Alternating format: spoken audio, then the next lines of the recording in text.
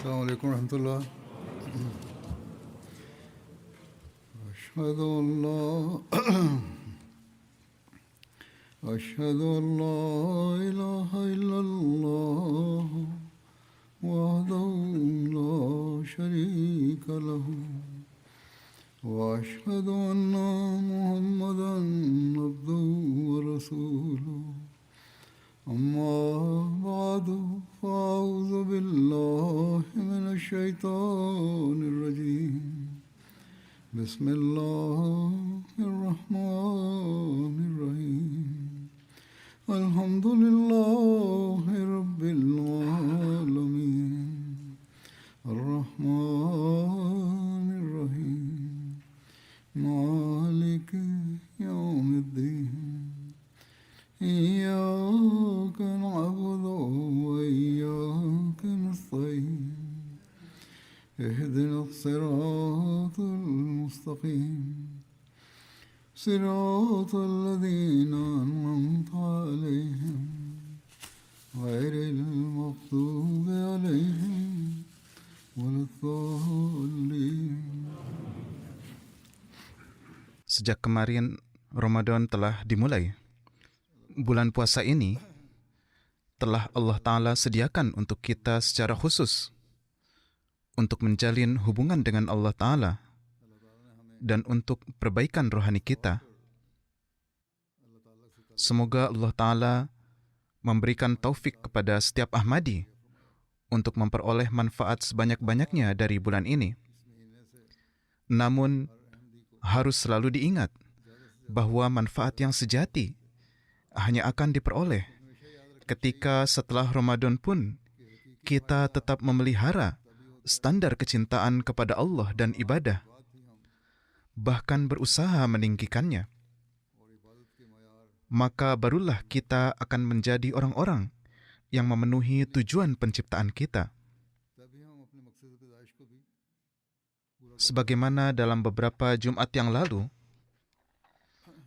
saya telah menyampaikan tentang kecintaan Rasulullah SAW kepada Allah Ta'ala, cara dan standar ibadah beliau, serta nasihat-nasihat dan petunjuk-petunjuk yang beliau berikan kepada orang-orang yang beriman untuk mengamalkannya.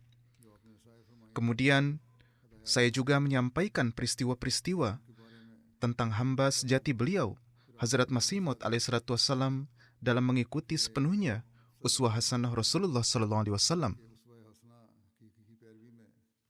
Maka tema ini masih berlanjut hingga sekarang, dan hari ini pun dalam kaitannya dengan Ramadan, tema ini akan terus berlanjut. Saya akan menyampaikan beberapa peristiwa dari sisi ini terkait dengan kehidupan Hazrat Masih Maud alaihissalam, yang di dalamnya tergambar hubungan dengan Allah Ta'ala dan kecondongan kepada doa-doa. Ini juga merupakan karunia khusus Allah Ta'ala, bahwa Dia telah membawa kita hingga pada peristiwa-peristiwa tentang ibadah dan kecintaan kepada Allah dari Sang Junjungan dan Sang Hamba sejati ini. Sampai saat kita memasuki bulan Ramadan, kita mendapat taufik untuk mengevaluasi diri kita juga dari sisi ini, dan kita memperolehnya agar kita dapat memperbaiki keadaan-keadaan kita. Maka peristiwa-peristiwa yang akan saya sampaikan atau yang telah saya sampaikan, hendaklah setiap orang di antara kita menjadikannya sebagai pedoman untuk memperbaiki keadaan rohani kita dan untuk mengevaluasi diri, serta terus berusaha bahwa kita juga akan mengamalkan hal-hal dan amalan-amalan yang merupakan cara ibadah junjungan kita, Hazrat Muhammad Mustafa SAW, dan Sang Hamba sejati beliau, yang merupakan hubungan mereka dengan Allah Ta'ala. Janganlah hanya sampai pada ini saja, bahwa kita mendengar peristiwa-peristiwa ini dan merasa senang, tetapi ini harus menjadi pedoman bagi kita. Saya akan menyampaikan satu riwayat Hazrat Mirza Bashir Ahmad Sahib mengenai Hazrat Masih Maud alaihissalam. Beliau menulis pernyataan Maulwi Muhammad Abdullah Batalwi Sahib, di mana beliau menuturkan, ini kemungkinan peristiwa tahun 1907. Suatu kali, Amatur Rahman Sahibah, putri Qazi Ziauddin Sahib almarhum, yang juga adalah saudara saya dari pihak ibu, beliau memberikan kepada saya selembar kertas yang merupakan kertas yang tidak terpakai lagi. Akan tetapi, karena di atasnya terdapat tulisan tangan Hazrat Masih Maud alaihissalatu wassalam dan Hazrat Ummul Mukminin ayyadahallahu ta'ala, oleh karena itu saya memperolehnya dengan penuh kegembiraan sebagai tabarruk dan menyimpannya. Kemudian menuturkan, suatu waktu entah bagaimana kertas itu hilang dari saya, masuk ke dalam buku-buku. Tetapi bagaimanapun juga, karena kertas itu berkaitan dengan suatu peristiwa yang Amatur Rahman Sahibah sendiri ceritakan kepada saya, maka dari itu, dalam tulisan yang ditulis secara biasa di atas kertas itu, sehingga kertas itu sebenarnya tidak terpakai lagi, namun dari ini terpancar cahaya tentang bagaimana ta'alluq billah, hubungan dengan Allah, ketakwaan, kesucian, dan larutnya Hazrat Masih Maud alaihissalatu wassalam dalam ibadah. Menuturkan, oleh karena itu, saya menganggap perlu untuk menyebutkannya. Amatur Rahman Sahibah, pada masa-masa ketika beliau tinggal di rumah Hazrat Masih Maud alaihissalatu wassalam, ia melihat dan menceritakan kepada saya bahwa suatu hari Hazrat Masih Maud alaihissalam dan Hazrat Ummul Mukminin ingin mencoba untuk melihat apakah dapat menulis di atas kertas dengan mata tertutup atau tidak. Ini adalah suasana rumah tangga di antara mereka. Ketika percobaan ini sedang berlangsung antara suami istri ini, maka akhirnya ia memegang secari kertas itu, dan di atasnya Hazrat Masih Maud alaihissalatu wassalam menulis kalimat yang saya ingat kata demi kata. Meskipun kertasnya telah hilang, tetapi saya mengingatnya, dan dengan penuh keyakinan saya dapat mengatakan bahwa jika kertas itu ditemukan kembali, maka kata-kata inilah yang tertulis di atasnya. Apa yang huzur tulis dalam keadaan mata tertutup adalah, manusia seharusnya setiap saat takut kepada Allah Ta'ala dan 5 waktu berdoa di hadiratnya. Jadi, inilah standar yang senantiasa beliau ajarkan kepada para pengikut beliau. Beliau setiap saat senantiasa memikirkan agar bagaimana para pengikut beliau, bahkan setiap orang yang beriman, haruslah menjadi orang yang memiliki ketakwaan kepada Allah dan selalu memperhatikan ibadah. Bagaimanapun, tulisan Hazrat Ammajan yang juga ada di tulisan tersebut, ini juga akan saya sampaikan yang berkenaan dengan kehidupan berumah tangga.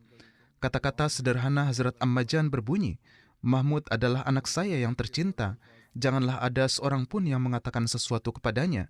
Dan kemudian satu kalimat lagi tentang anak-anak, yaitu Mubarak Ahmad meminta biskuit. Jadi, ini adalah tulisan-tulisan keduanya. Ini yang mereka berdua tulis adalah pembicaraan-pembicaraan biasa rumah tangga.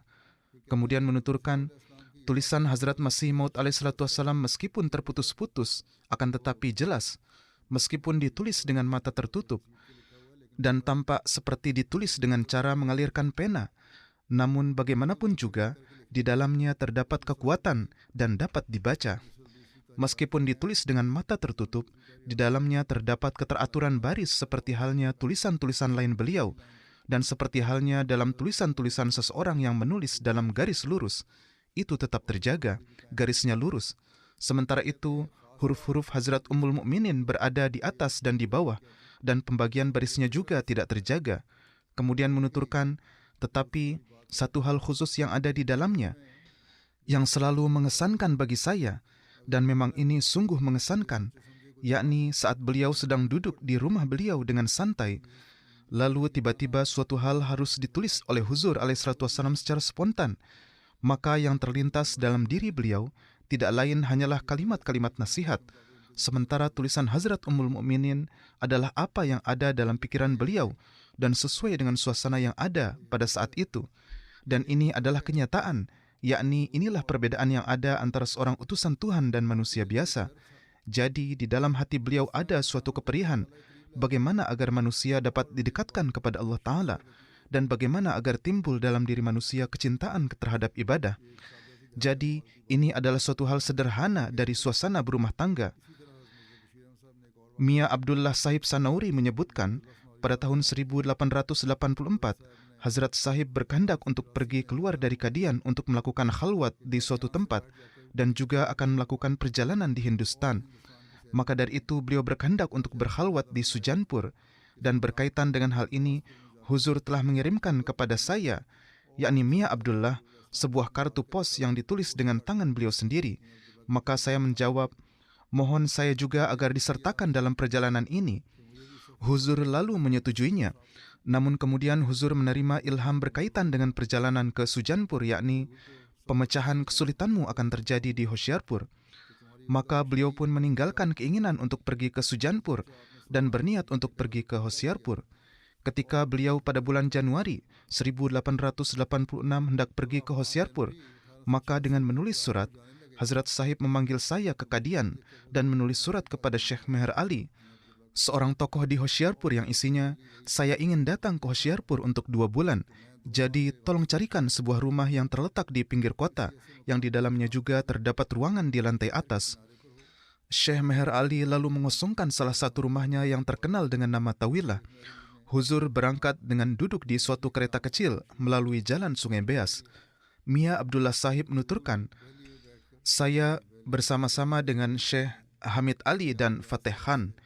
Fateh Khan adalah penduduk Rasulpur yang berdekatan dengan tanda distrik Hoshiarpur dan sangat mengimani Huzur alaihissalatu wassalam. Tetapi sangat disayangkan, ia keluar karena berada di bawah pengaruh Maulwi Muhammad Hussein Batalwi. Ketika Huzur sampai di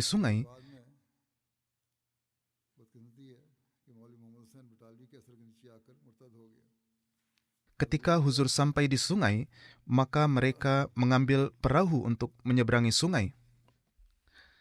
Ketika perahu sedang berjalan, Huzur alaihissalam bersabda kepada saya, Mia Abdullah, persahabatan dengan orang kamil sempurna adalah seperti perjalanan menyeberangi sungai ini yang di dalamnya ada harapan untuk tiba di tepian dan juga ada kekhawatiran untuk tenggelam. Maksudnya, manusia yang bergaul dengan sosok yang kamil, orang suci, waliullah, dapat mengalami kedua macam kesudahan tersebut, yakni ia dapat menyeberang sebagaimana kita sedang pergi di sungai dengan perahu, namun perahu ini juga dapat menenggelamkan kita. Mia Abdullah menuturkan, saya mendengar sabda Huzur ini secara sekilas, tetapi ketika Fateh Khan menjadi murtad, maka saya teringat sabda beliau tersebut. Lalu menuturkan, kami sempat bermukim di desa Fateh Khan di perjalanan hari kedua sampai tiba di Hoshiarpur. Ketika tiba, Hazrat Sahib lalu tinggal di ruang lantai atas Tawilah, dan dengan maksud agar tidak terjadi perselisihan di antara kami, maka beliau menetapkan tugas yang berbeda untuk kami bertiga. Tugas memasak makanan diserahkan kepada saya. Fateh Khan diberi tugas agar dia membawa barang-barang kebutuhan pasar. Tugas Syekh Hamid Ali adalah melakukan tugas untuk lantai atas dan melayani tamu yang datang dan pergi. Setelah itu, Hazrat Masih Maud alaihissalam melalui selebaran-selebaran yang ditulis tangan mengumumkan, dalam masa 40 hari ke depan, mohon agar tidak ada yang datang menemui saya dan janganlah ada yang menyampaikan undangan ke saya. Setelah 40 hari ini berlalu, saya akan tinggal di sini untuk 20 hari lagi. Dalam masa 20 hari nanti, orang-orang yang ingin bertemu silahkan datang. Orang-orang yang bermaksud mengundang dapat mengundang, dan orang-orang yang ingin melakukan tanya jawab silahkan. Hazrat Sahib juga memberi perintah kepada kami bahwa rantai bagian dalam pintu harus selalu terpasang, yaitu pintu harus terkunci dari dalam. Dan di rumah pun jangan ada seorang pun yang memanggil saya. Jika saya memanggil seseorang, maka berilah jawaban sampai batas yang diperlukan. Dan jangan ada seorang pun yang datang kepada saya di ruangan lantai atas. Yakni jangan ada orang lain yang datang ke lantai atas di mana beliau alaihissalatu wassalam tinggal. Namun demikian beliau bersabda, makanan untuk saya hendaknya diantarkan ke atas. Setelah diantarkan, jangan menunggu saya untuk makan. Piring yang kosong dapat diambil di waktu berikutnya. Mengenai solat, saya akan menunaikannya sendiri di atas karena sedang menjalani khalwat. Oleh karena itu, saya akan solat di atas, sedangkan kalian dapat solat di bawah. Untuk solat Jumat, beliau bersabda, karena solat Jumat adalah wajib, maka carikanlah sebuah masjid yang sunyi di pinggiran kota agar solat dapat dilaksanakan secara terpisah.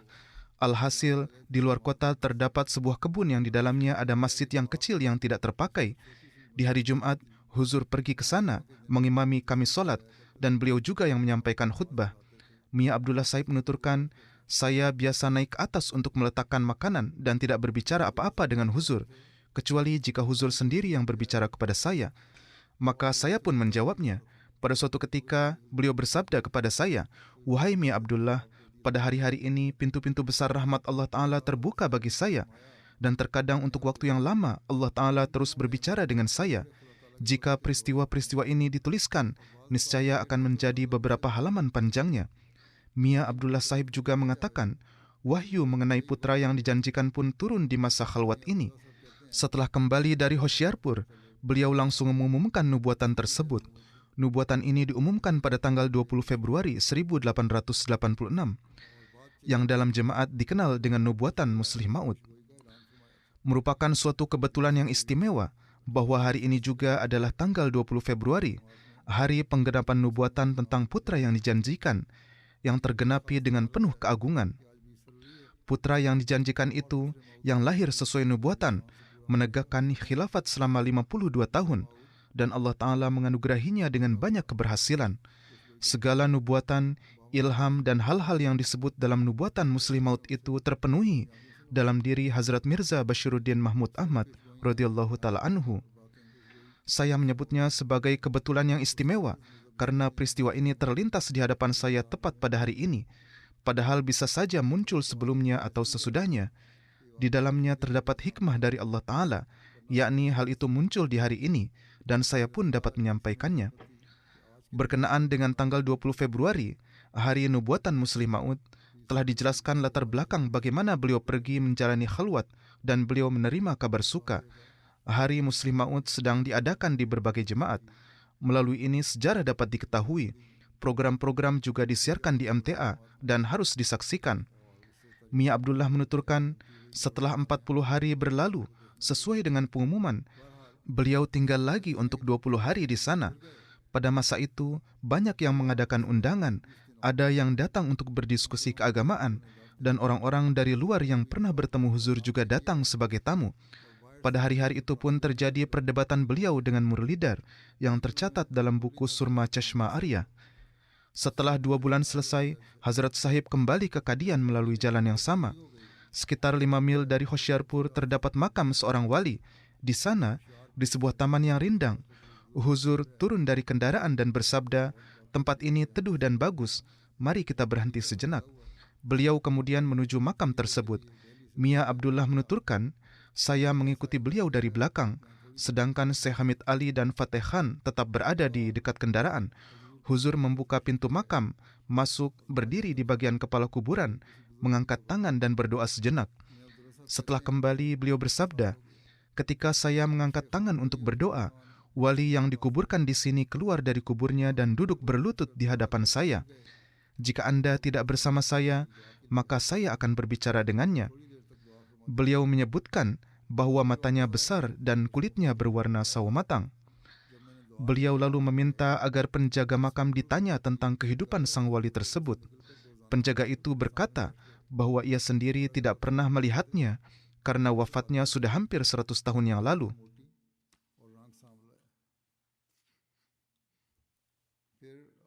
Tetapi dari ayah dan kakeknya, ia mendengar bahwa beliau adalah wali besar di daerah itu dan sangat berpengaruh. Ketika ditanya tentang rupa sang wali, penjaga itu mengatakan bahwa kulitnya sawo matang dan matanya besar, sama seperti yang disebutkan oleh Hazrat Masih Maud alaihissalatu wassalam.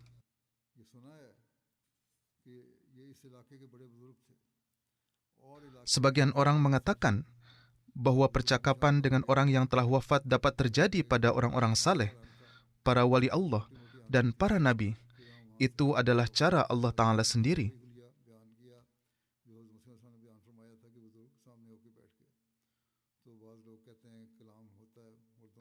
Setelah perjalanan itu berakhir dan semua tiba di Kadian, Hazrat Mirza Bashir Ahmad Sahib menanyakan kepada Mia Abdullah tentang apa yang dilakukan Hazrat Sahib selama masa khalwat dan bagaimana beliau beribadah.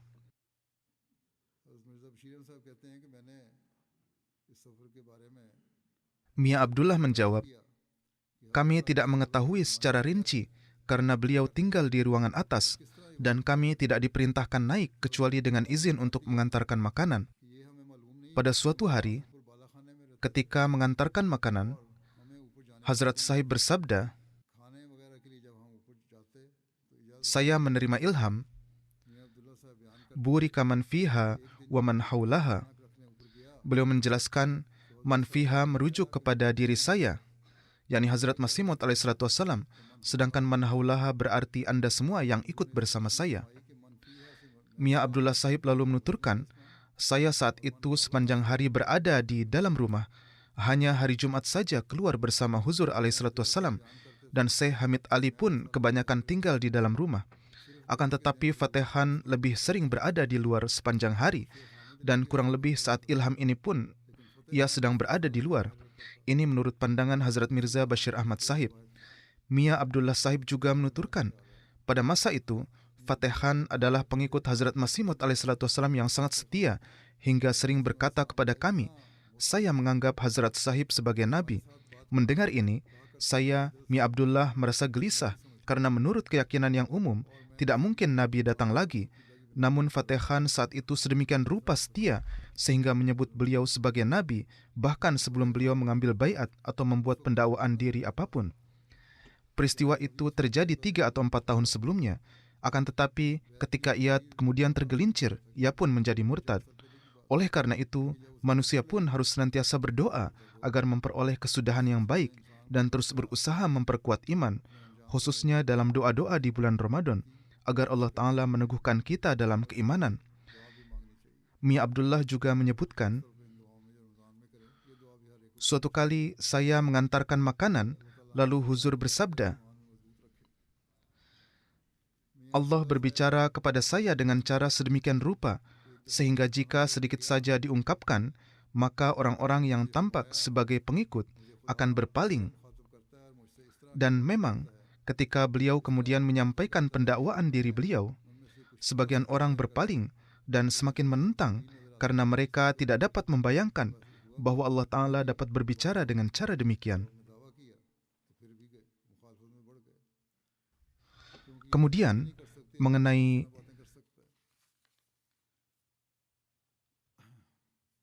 solat beliau, sebagian orang berkenaan dengan hal fikih dalam solat membahas tentang bagaimana cara berdiri memegang tangan dan bagaimana tentang gerakan-gerakan solat, bagaimana ibadah solat Hazrat Masih Maud alaihissalatu wassalam. Ada satu peristiwa bahwa Mia Ali Muhammad Sahib menerangkan cara solat Hazrat Masih Maud alaihissalatu wassalam sebagai berikut.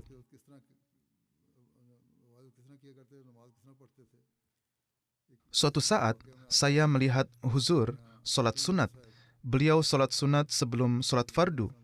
Huzur alaihissalatu wassalam mengikat tangan di atas pusar. Jari tengah tangan kanan beliau sampai ke siku tangan kiri atau sedikit mundur. Ketika sujud, beliau meletakkan dahi di antara kedua tangan dan hidung menyentuh tanah dengan jari-jari lurus menghadap ke arah Ka'bah. Ketika bangun dari sujud, sorban beliau yang longgar kadang bergeser dan beliau membetulkannya dengan jari. Beliau biasa solat sunat di Masjid Aqsa di sebelah selatan kuburan ayahanda beliau. Setelah itu solat fardu dimulai dan diimami oleh Hazrat Maulwi Nuruddin Sahib. Demikian juga Hazrat Muhammad Jamil Sahib menerangkan, pada masa wabah tahun yang pertama ketika beliau bermukim di kebun beliau bersama keluarga, para sahabat pun melakukan penjagaan di malam hari. Tinggal di tempat terbuka pada saat merebaknya wajah adalah lebih tepat. Oleh karena itu, beliau tinggal di sana. Alhasil, pada malam hari, mereka melihat beliau sibuk dalam solat. Tidak diketahui pada waktu kapan beliau tidur. Demikian pula, Hazrat Chaudhry Bayi Abdul Rahman Sahib mengatakan, Huzur salat tahajud dengan sangat khusyuk. Saat itu terdengar juga suara dari salah satu jendela depan masjid yang kecil itu. Huzur saat salat biasa mengulang-ulang ayat Ihdinas Siratal Mustaqim. Doa ini pun harus kita baca berulang kali agar Allah Ta'ala senantiasa meneguhkan kita di atas jalan petunjuk. Hazrat Master Nazir Hussain Sahib menerangkan berkenaan dengan cara salat tahajud beliau dengan menulis, suatu kali dalam perjalanan ke Jhelum, kami singgah di Lahore di Mubarak Manzil, kediaman kakek saya. Hazrat Masih Maud alaihissalatu wassalam menginap di sini, di satu kamar yang disiapkan untuk tidur beliau. Kemudian menulis, saya pun berada di luar kamar di dekat pintu serambi rumah. Di sekitar pukul 3 pagi, ketika saya terbangun dan melihat ke dalam kamar, saat itu Huzur sedang menunaikan solat. Saya pun berwudu dan mencoba mengikuti solat beliau dengan sedikit jarak di belakang beliau. Saya berusaha sekuat tenaga mengikuti saat beliau berdiri, ruku, dan sujud. Akan tetapi saya tidak mampu mengikuti beliau. Hanya solat 2 rakaat saja, lalu saya pun merasa kelelahan. Di rakaat saat saya mulai mengikuti beliau, saya sudah merasakan kelelahan saat berdiri.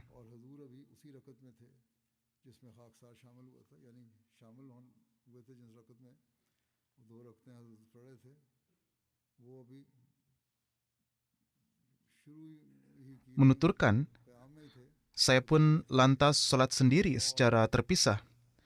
Jadi ini adalah salah satu contoh ibadah beliau dalam mengikuti junjungan beliau sallallahu alaihi wasallam, dan ini adalah upaya agar bagaimana terpenuhi hak beribadah kepada Allah Ta'ala. Kemudian menuturkan, pada siang hari ketika kami duduk di sekitar Huzur dan Huzur memberikan penekanan kepada jemaat beliau untuk melaksanakan solat tahajud, menasihati jemaat untuk melaksanakan solat tahajud, maka hamba yang lemah ini bertanya, jika tahajud tidak dapat dilakukan, lalu apa yang setidaknya harus dilakukan? Ada juga yang bertanya saat ini, jika tahajud tidak sempat dilakukan, maka apa yang harus dilakukan? Menanggapi pertanyaan ini, Huzur bersabda, dalam keadaan seperti itu, seseorang harus banyak membaca istighfar, banyak memuji Allah dan mengagungkannya, karena dengan ini taufik untuk melaksanakan tahajud akan diperoleh. Jadi, doa-doa yang beliau ajarkan bukanlah untuk menggantikan tahajud, melainkan agar mendapat taufik untuk dapat melaksanakan tahajud.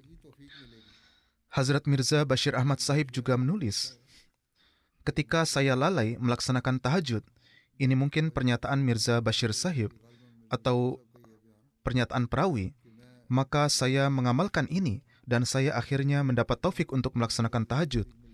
Jadi inilah cara yang seharusnya kita amalkan juga saat ini, saat merasakan kelalaian. Saat ini kita sedang menjalani Ramadan dan taufik untuk menunaikan tahajud memang diperoleh sampai batas tertentu. Jika tidak diperoleh, maka kita harus berusaha. Memang benar bahwa tarawih dilakukan di masjid, dan ini merupakan pengganti bagi orang lemah dan sakit, atau mereka yang tidak dapat bangun di pagi hari, atau tidak dapat meluangkan lebih banyak waktu. Tetapi ini bukanlah pengganti yang dapat memenuhi haknya secara penuh. Sunnah Rasulullah SAW dan teladan sang hamba sejati beliau adalah bahwa tahajud dilakukan dengan bangun di malam hari. Oleh karena itu, meskipun tarawih telah dilakukan, usaha yang harus dilakukan adalah tetap solat nafal 2 rakaat atau 4 rakaat, karena solat tahajud tetap harus dilakukan.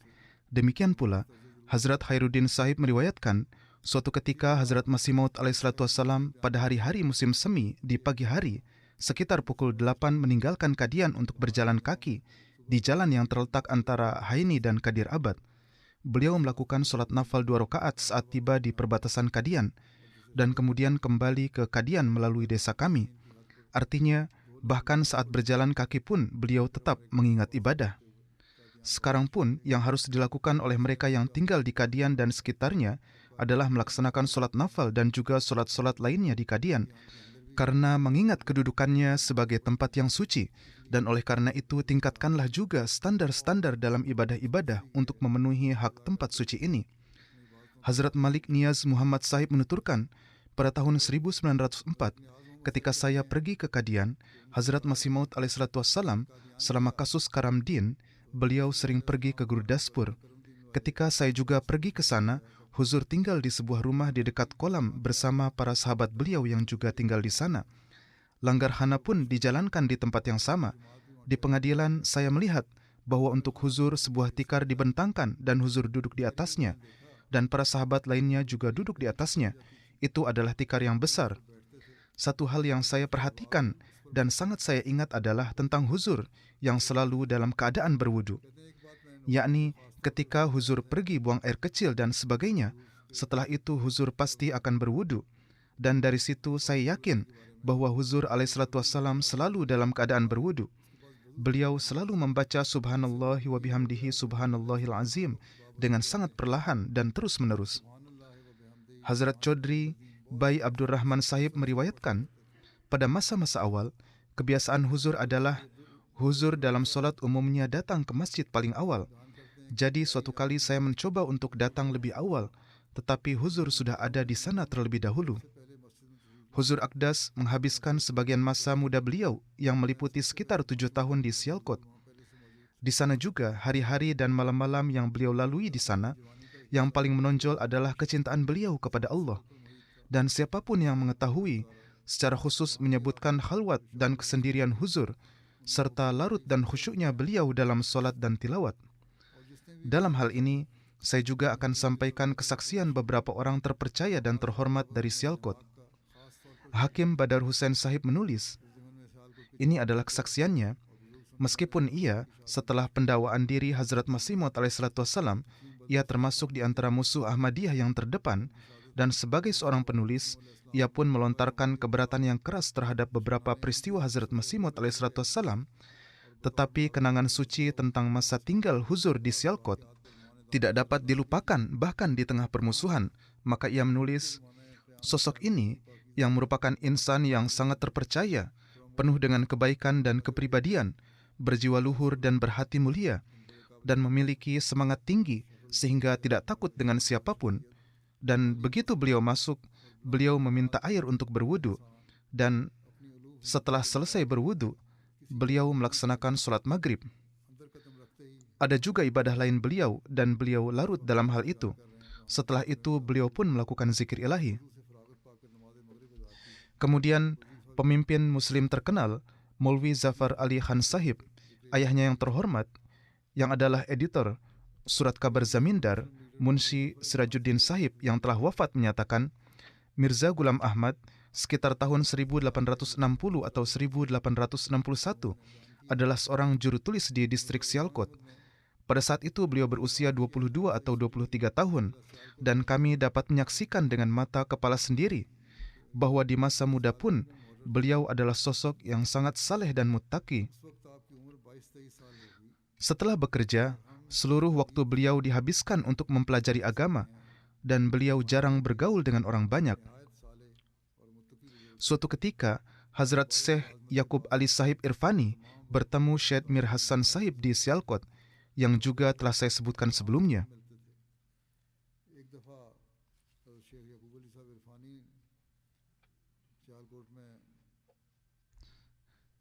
Kemudian, dengan mata berkaca-kaca ia berkata, sayang sekali, kita tidak menghargai kedudukan beliau. Saya tidak sanggup menjelaskan bagaimana kesempurnaan rohani beliau. Kehidupan beliau bukanlah kehidupan seperti manusia biasa, tetapi termasuk di antara hamba-hamba Allah Ta'ala yang istimewa, dan sangat jarang sosok seperti ini datang di dunia. Ada juga sebuah peristiwa tentang seorang pria awam dari sebuah desa. Bagaimana ia juga mengenali cahaya Hazrat Masih Maud alaihissalam. Cahaya itu memancar dari wajah orang-orang yang mencintai Allah Ta'ala dan orang-orang pilihan. Hazrat Mirza Bashir Ahmad Sahib menulis, Hazrat Walidah Sahibah, yakni ibunda, meriwayatkan bahwa Hazrat Masih Maud alaihissalam berkata kepada beliau, suatu ketika saya pergi ke Bukit Dalhousie untuk urusan perkara pengadilan, lalu di perjalanan hujan turun. Saya dan teman saya turun dari kendaraan delman dan pergi ke rumah seorang penduduk pegunungan yang berada di dekat jalan. Teman saya pergi terlebih dahulu dan meminta izin kepada tuan rumah untuk masuk, tetapi ia menghentikan kami. Itu mungkin adalah rumah berupa ruangan kecil. Rumah-rumah orang miskin memang seperti itu pada waktu itu. Jadi mereka berdua saling berdebat. Ketika teman saya mengatakan bahwa saya ingin masuk, ia berkata, saya tidak akan mengizinkan masuk. Alhasil terjadilah perselisihan. Hazrat Sahib bersabda, saya mendengar perdebatan ini lalu maju ke depan, dan begitu mata saya dan mata tuan rumah itu bertemu, sebelum saya sempat berkata apa-apa, beliau menundukkan kepala dan berkata, masalahnya adalah, saya mempunyai anak perempuan yang masih kecil, jadi saya tidak mengizinkan orang asing masuk ke rumah, tetapi Anda boleh masuk. Hazrat Sahib bersabda, beliau adalah orang asing, saya tidak mengenalnya dan ia tidak mengenal saya. Jadi, Ini sebenarnya adalah cahaya ilahi. Ini adalah tanda kemuliaan dan ibadah yang terpancar dari wajah beliau. Sampai orang ini juga melihatnya dan berkata, "Baiklah, Anda boleh masuk." Allah Ta'ala selalu ada dalam pikiran beliau. Tidak ada kesibukan atau urusan lain yang menjauhkan beliau dari mengingat Allah. Jadi, dalam kasus pengadilan pun, kita telah melihat contoh yang sama.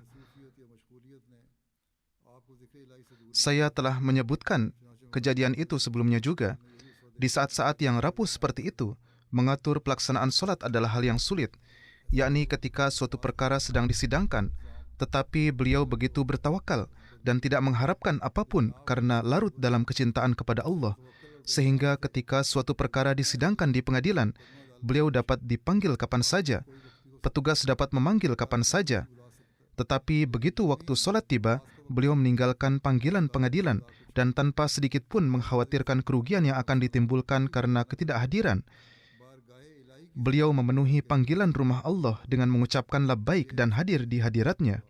Inilah hal yang sebenarnya yang harus diingat oleh setiap orang, bahwa pada saat solat harus diutamakan dalam segala keadaan. Inilah teladan dan contoh yang merupakan ciri khas seorang mukmin. Beliau belajar hal ini dari sang junjungan beliau dan mengamalkannya, serta memberikan contoh ini kepada kita. Hazrat Syekh Yaqub Ali Sahib Irfani telah menggambarkan keadaan beliau ini dengan sangat indah. Syekh Sahib menulis, rangkaian pengadilan ini sangat panjang dan beberapa kasus harus beliau tindaklanjuti hingga ke pengadilan tinggi. Saya ingin menarik perhatian para pembaca sirat kehidupan beliau ini pada satu hal dalam kehidupan Hazrat Mirza Sahib, yaitu ta'alluq billah, hubungan beliau dengan Allah. Mereka yang berkesempatan berada di dekat Hazrat Sahib dan mendengarkan nasihat-nasihat beliau, atau mereka yang telah membaca ceramah-ceramah beliau yang diterbitkan, mengetahui bahwa Hazrat Mirza Sahib selalu tangan bekerja tetapi hati bersama sang kekasih. Artinya hati beliau selalu sibuk mengingat Allah, dan beliau pun selalu memberikan nasihat yang sama. Dalam perkara pengadilan, cara menangani kasus umumnya terlihat bahwa penggugat atau tergugat berada dalam keadaan bingung dan gelisah. Tetapi ketika Mirza Sahib mengikuti perkara pengadilan, tidak ada kegelisahan dalam sikap beliau. Beliau tetap teguh dan percaya diri, dan hati senantiasa terpaku pada Tuhan. Sebagaimana mengikuti perkara pengadilan ini adalah semata-mata untuk memenuhi kewajiban beliau untuk menaati ayahanda, di sana beliau tidak pernah meninggalkan solat dan tidak pernah mengabaikan kewajiban yang berkaitan dengan hak-hak Allah Ta'ala. Bahkan di pengadilan, saat solat, beliau akan larut sedemikian rupa, seolah-olah tidak ada pekerjaan lain. Dituliskan juga kejadian-kejadian di mana terkadang panggilan dari pengadilan datang, tetapi beliau tetap tidak peduli. Kemudian menulis, dalam perjalanan-perjalanan untuk mengikuti pengadilan ini pun, setiap saat perhatian beliau tertuju pada Sang Pencipta dan Rabbul Alamin. Beliau melihat dalam matahari yang terbit, bulan dan bintang-bintang yang bersinar di malam hari, air terjun dan sumber mata air, gunung-gunung yang tinggi dan megah, sungai yang mengalir, ladang yang hijau, kicauan burung dan suara guntur dan kilat. Beliau melihat hanya pantulan dari suatu zat dan kecemerlangan Mabda'ul Anwar, sumber segala cahaya yang terlihat. Artinya, dalam setiap perkara, beliau melihat kemahakuasaan Allah Ta'ala. Di setiap sudut, hanya penampakan sang kekasih sejati yang terlihat. Jika beliau sangat gelisah saat melihat keindahan bulan, itu karena di dalamnya pun terlihat tanda-tanda keindahan sang sahabat sejati itu. Di pancaran matahari, gelombang cahayanya terlihat, dan di setiap bintang, pemandangan kecemerlangannya terlihat. Di pemandangan-pemandangan yang elok dan anggun, menceritakan keindahan Sang Pencipta sejati. Setiap mata yang indah menunjukkan Dia, dan setiap helai rambut yang indah, tangan memberi isyarat ke arah Tuhan Yang Maha Esa. Dan setiap bunga dan taman, beliau mengharumkannya dengan keharuman taman keindahan dan kebaikannya. Beliau telah menjelaskannya dengan sangat indah. Hal yang sebenarnya adalah, Syekh Sahib menuturkan, meskipun secara lahiriah beliau pergi ke pengadilan-pengadilan itu, pada kenyataannya, dalam perjalanan-perjalanan itu pun, beliau habiskan untuk merenungi kesedihan dan kegelisahan manusia. Dalam menerangkan keadaan ini, beliau menulis, seperti yang telah saya sebutkan sebelumnya tentang perjalanan ke Dalhousie, di sana pun saat melihat pemandangan di perjalanan, beliau bersabda, betapa indahnya mata air dan padang rumput hijau di pegunungan. Alhasil, beliau fana dan tentram dalam Zat yang Maha Esa itu, dan ini yang setiap saat meliputi diri beliau. Siang atau malam, dalam kesendirian atau di tengah keramaian, ingatan akan sang kekasih sejati ini tidak pernah terhapus dari hati. Hazrat Mirza Bashir Ahmad Sahib bersabda, ibunda saya menerangkan, suatu ketika Hazrat Masih Maud alaihissalam bersabda, saya telah diberitahu atau dikabarkan oleh Allah Ta'ala bahwa subhanallahi wa bihamdihi subhanallahil azim harus banyak dibaca. Oleh karena itu beliau membacanya begitu sering, sehingga di malam hari saat berganti posisi di tempat tidur, kalimat ini terucap di lisan beliau. Hazrat Mirza Bashir Ahmad Sahib berkata, ketika saya menyebutkan riwayat ini kepada Maulwi Syar Ali Sahib, beliau berkata, saya juga melihat bahwa Hazrat Masih Maud alaihissalam banyak melafalkan subhanallah. Hazrat Mirza Bashir Ahmad Sahib juga mengungkapkan pengamatan beliau, yakni, saya selalu mendengar Hazrat Masih Maud alaihissalam melafalkan subhanallah. Beliau melafalkannya dengan sangat perlahan, berhenti dan berhenti, dengan tenang dan tentram, serta dengan lembut, mengulangi kata ini di lisan beliau. Seolah-olah dengan cara ini beliau juga merenungkan sifat-sifat Allah Ta'ala. Kemudian Hazrat Mirza Bashir Ahmad Sahib menulis, Pir Sirajul Haq Sahib Nu'mani menyebutkan kepada saya bahwa keadaan tidur Hazrat Sahib adalah setelah beberapa saat beliau akan bangun dan dari mulut beliau perlahan mulai melafalkan subhanallah, subhanallah, dan kemudian melanjutkan tidur. Hazrat Syekh Yaqub Ali Sahib Irfani menulis, Hazrat Masih Maud alaihissalam sangat mencintai kesunyian dan pengasingan dalam mengikuti jalan dan teladan junjungan beliau Hazrat Nabi Karim SAW. Dan jika beliau bisa memilih, maka beliau tidak akan pernah keluar. Hal ini diungkapkan oleh beliau dalam pidato dan tulisan beliau berulang kali. Singkatnya, ketika pengasingan beliau memberi pengaruh yang sangat kuat pada sifat beliau yang lembut dan suka menyendiri, dan beliau sepenuhnya condong kepada Allah Ta'ala melalui gejolak ilahiyah, maka beliau menulis surat kepada ayahanda beliau. Dengan membaca surat ini akan diketahui bagaimana Huzur alaihissalam sejak usia muda telah meninggalkan dunia ini dan selalu berpikir untuk memperkuat hubungan beliau dengan Allah Ta'ala. Surat yang ditulis di masa muda beliau ini adalah bagian dari sifat suci beliau dan kepribadian beliau yang bersih. Surat ini dalam bahasa Persia, sebagian isinya akan saya sampaikan. Beliau menulis kepada ayahanda beliau, pada hari-hari ini saya melihat dengan mata kepala sendiri, dan dengan mata yang penuh pemikiran mendalam saya melihat, saya menyaksikan bahwa di semua negara dan kawasan, setiap tahunnya datang wabah yang memisahkan sahabat dari sahabatnya dan memisahkan orang yang dicintai dengan orang yang dicintainya. Dan tidak dalam 1 tahun pun saya melihat bahwa api yang membakar dan peristiwa menyakitkan ini tidak menyebabkan gejolak kiamat. Melihat keadaan ini, hati telah menjadi dingin terhadap dunia dan wajah menjadi pucat karena takut akan hal ini. Pada hari-hari ini pun, keadaan dunia mengingatkan kita dengan cara yang sama bahwa di setiap arah api berkobar. Oleh karena itu, kita harus membangun hubungan yang semakin kuat dengan Allah Ta'ala. Dan beliau menulis dalam surat ini, seringkali 2 bait syair dari Syekh Muslihuddin Sadi Sirazi terlintas dalam pikiran, dan air mata kesedihan pun mengalir. Makun takiyah berumrena paidar, mabash aiman azbazia rozgar. Yakni janganlah bersandar pada umur yang tidak kekal dan jangan pernah menganggap diri Anda aman dari permainan waktu ini. Yakni janganlah berpikir bahwa karena kita telah sibuk di dunia, kita menjadi aman. Kemudian menulis, lalu 2 bait berikut ini berasal dari Farruh Qadiani. Pada waktu itu Hazrat Masih Maud alaihissalam biasa menggunakan nama pena Farruh. Ini terdapat dalam diwan, kumpulan puisi tentang menaburkan garam pada luka hati.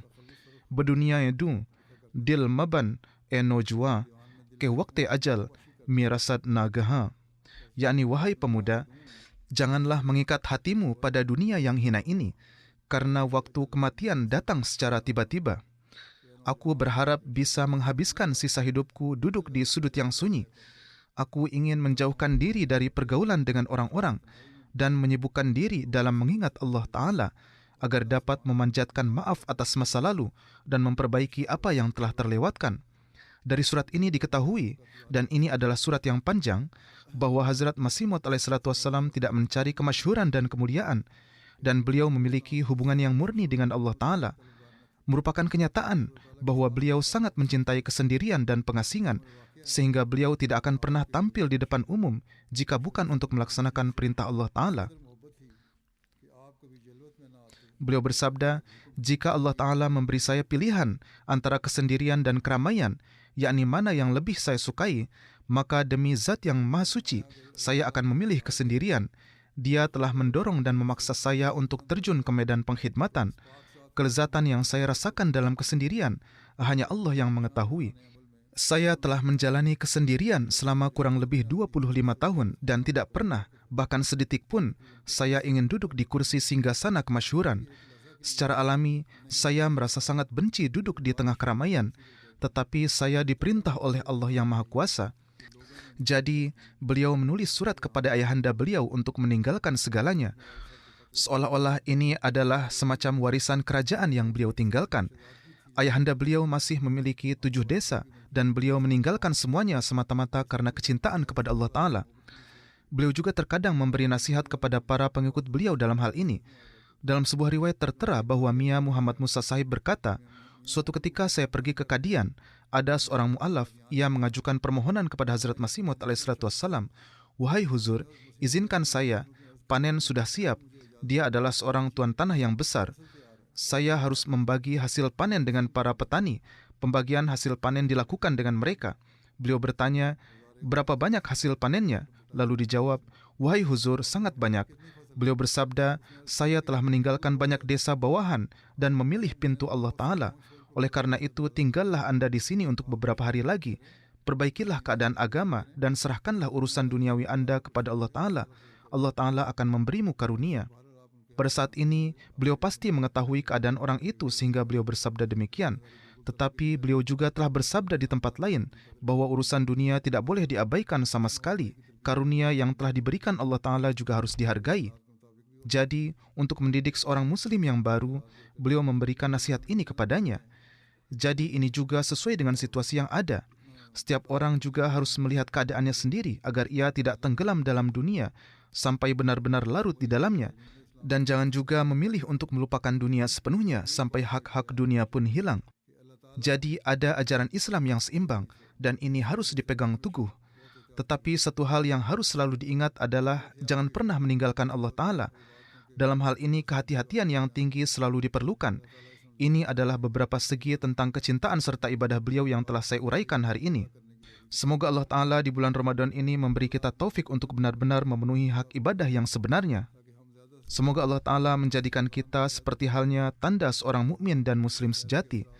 Di hari-hari ini khususnya, banyaklah berdoa untuk para Ahmadi yang terikat dalam kesulitan dan dakwaan-dakwaan palsu. Semoga Allah Ta'ala memberikan kemudahan bagi para saudara Ahmadi. Ingatlah juga segenap umat muslim dalam doa-doa. Berdoalah juga untuk menyelamatkan dunia dari kehancuran. Semoga Allah Ta'ala melindungi orang-orang yang tidak bersalah dari kejahatan mereka.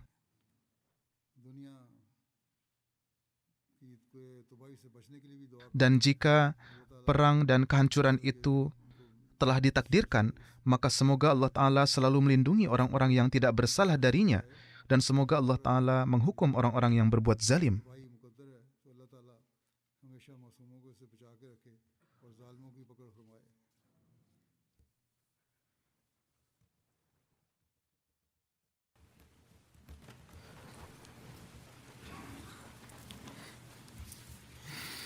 Alhamdulillah, alhamdulillah, nahmaduhu wa nasta'inuhu wa nastaghfiruhu wa nu'minu bihi wa natawakkalu alayhi wa na'udhu billahi min shururi anfusina wa min sayyiati a'malina.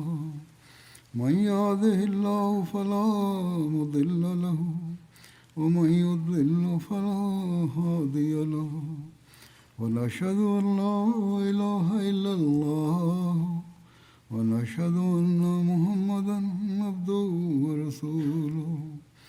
عباد الله رحمكم الله إن الله يأمر بالعدل والإحسان وإيتاء ذي القربى وينهى عن الفحشاء الفحشاء والمنكر والبغي يعظكم لعلكم تذكرون اذكروا الله يذكركم وادعوه يستجب لكم ولذكر الله أكبر